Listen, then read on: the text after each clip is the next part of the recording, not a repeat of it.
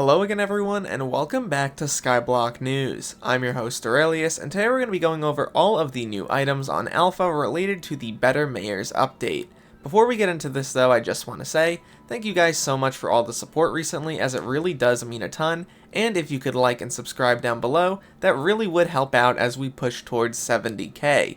Without any further ado though, let's launch right into this. Starting off at the Forge, some of the newest items that you may notice, and also some of the most interesting, are the new sets of mining equipment. Starting off, we have the Mithril Necklace, Cloak, Belt, and Gauntlet.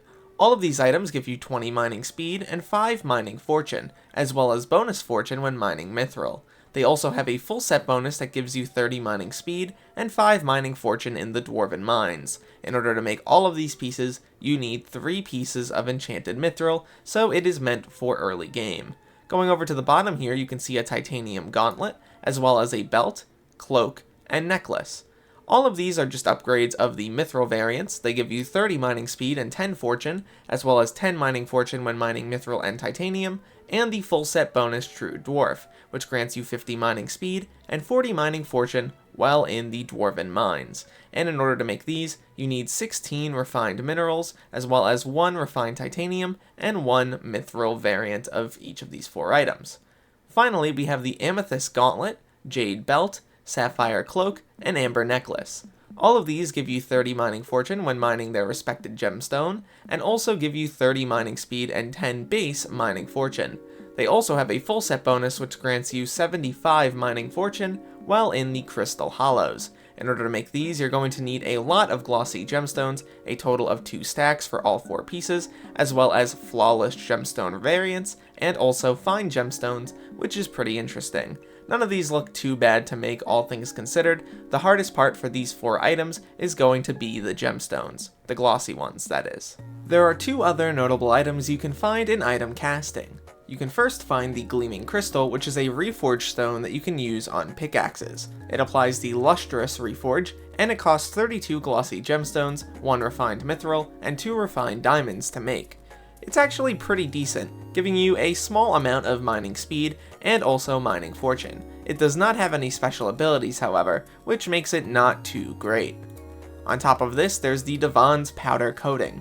This can be combined with a Divan's Armor piece to grant you 10 mining fortune. You can also apply it to a drill, granting you 500 mining speed. It can only be applied to an item once. It costs 32 glossy gemstones, 32 refined mithril, 5 Divan fragments, and 16 enchanted gold blocks, with a pretty decent crafting time. I actually really like this item, and think it's incredibly solid. You can see it applied to my drill right here, granting it 2500 mining speed altogether. Next up, we have some more recipes you can make using glossy gemstones, which you can find as part of Cole's new Mining Fiesta event. There's actually some interesting stuff here, notably the Glossy Mineral Talisman, which is an upgrade to the regular Mineral Talisman. It makes it have 6 mining fortune instead of 3, and also upgrades the rarity. You need 16 total glossy gemstones in order to make this. Using 16 glossy gemstones and a mineral chestplate, you can make the Glossy Mineral Chestplate.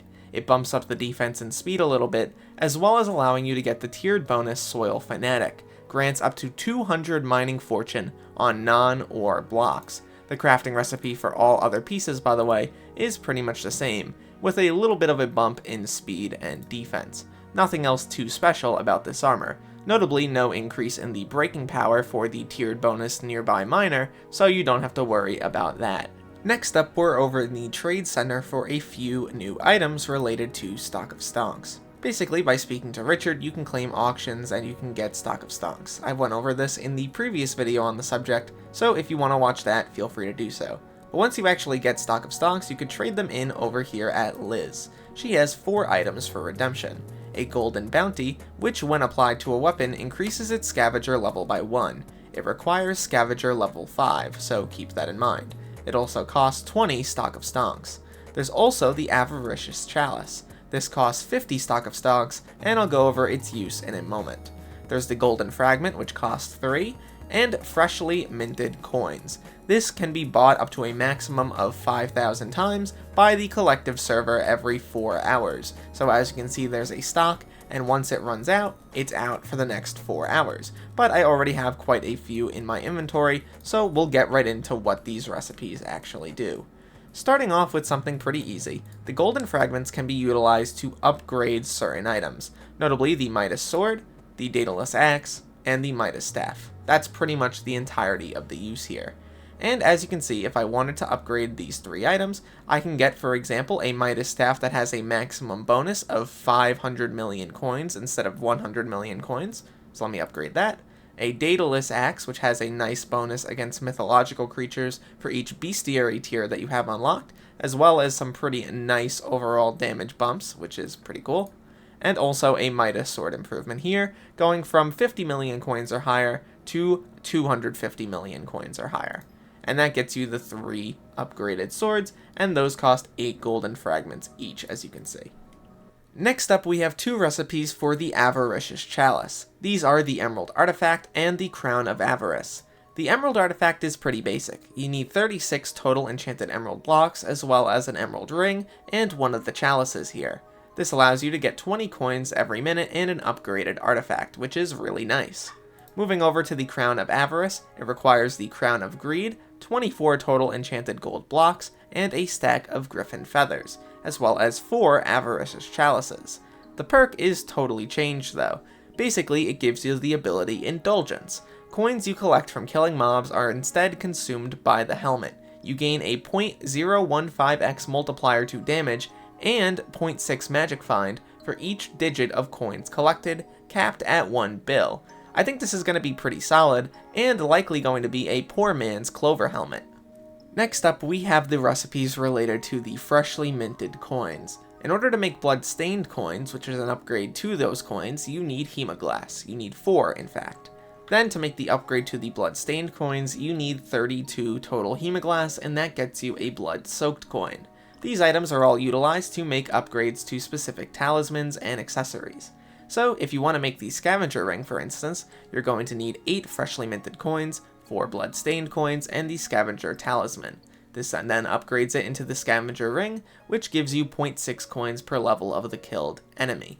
Then if you want the scav artifact, you're going to need a total of 16 freshly minted coins, as well as 4 blood-soaked coins, and this gives you 0.75 coins per level of the killed enemy. Next up, I want to talk about something pretty interesting, which is the Ring of Coins. This is an upgrade to the Talisman of Coins with 4 freshly minted coins. I know we're saying that a lot. Then, if you want the Artifact of Coins, you're going to need a lot more freshly minted coins, 16 to be in fact here, and that gives you the Artifact. And finally, if you want the Relic, you're going to need even more, a stack of freshly minted coins, and that gives you the Relic of Coins. Very, very cool. This also has the chance of giving you a stock of stonk, like 1 in 40,540 or something. Looking back over at the Midas Sword and the Midas Staff, when you max them out, the Midas Sword has a damage of 325 and a strength of 275 if you're using a G-Drag pet. If you're using the Midas Staff, the base stats are pretty interesting. People have generally been saying this is almost as strong as Hyperion now, which I am very impressed by. Wrapping up here, I really don't know what to say beyond the fact that this is just a great update. A ton of new additions, a ton of new items, and honestly pretty interesting reward paths for the vast majority of players.